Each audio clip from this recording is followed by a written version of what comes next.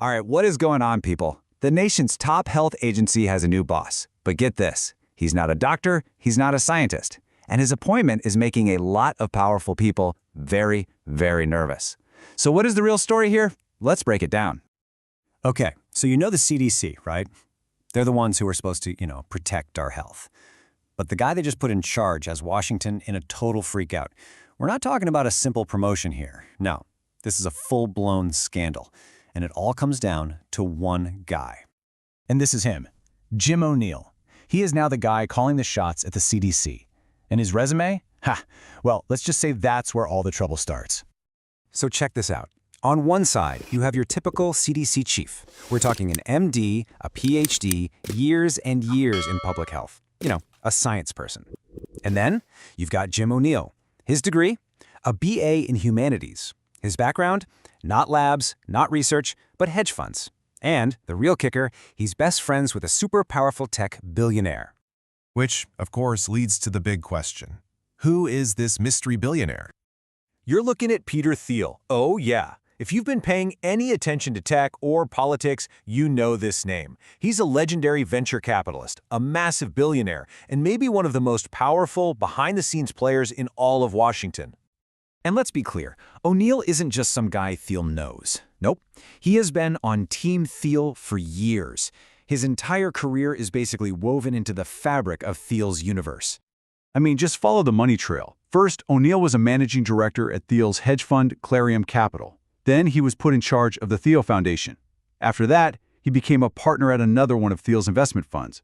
You see the pattern here, right? It's all Thiel, all the time. Okay, buckle up, because this is where the story explodes. O'Neill at the CDC, that's not just a random thing.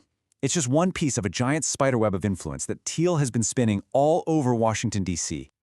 Let's start pretty close to the top, shall we? The vice president, J.D. Vance. He's widely seen as Thiel's protégé. That is a direct line into the White House. And how about the top science advisor for the White House, the head of the Office of Science and Technology Policy? That would be Michael Kratsios, who just so happened to be Thiel's former chief of staff. See where this is going?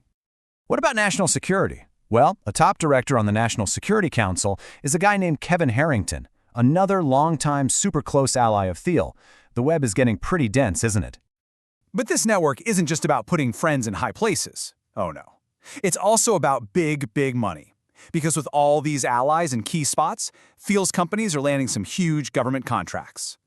How huge? How about $10 billion? That's not the total, that's the price tag for just one contract with the U.S. Army for Thiel's AI company, Palantir. Just wow. So, okay, the connections are sketchy. But what really has people losing their minds aren't just the jobs O'Neill has had. It's what he actually thinks. The stuff he said out loud about science and medicine. That's the real bombshell.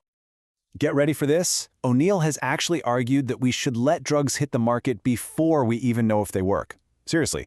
He also was a big promoter of unproven COVID cures. And, for the grand finale, he was on the board for Seasteading, a wild project to build floating libertarian cities out on the ocean. You can't make this stuff up.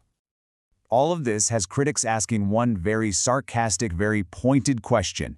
Who needs science when you can have medical quackery?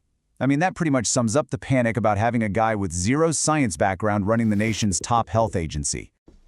All right, so a billionaire's buddy with some, let's call them unconventional ideas, gets a big job. Why should you care? What's the big deal? How does this actually affect your life? Here's why it matters. This whole thing points to a much bigger fight. It's like a culture war for public health. You've got the slow, careful, let's get the facts right world of science on one side, and on the other, you have Silicon Valley's favorite motto, move fast and break things. And that just leaves us with one, honestly, kind of terrifying question. Move fast and break things might be great when you're building a new social media app, but what happens, what breaks, when you apply that same philosophy to your health? So, what do you think about all this? Is this a genius move to shake up a slow, clunky agency, or is it a reckless experiment with all of our health? Drop your thoughts in the comments below. I really want to see what you guys think. And hey, if you learned something, smash that like button and subscribe so you don't miss what's next. Thanks for watching.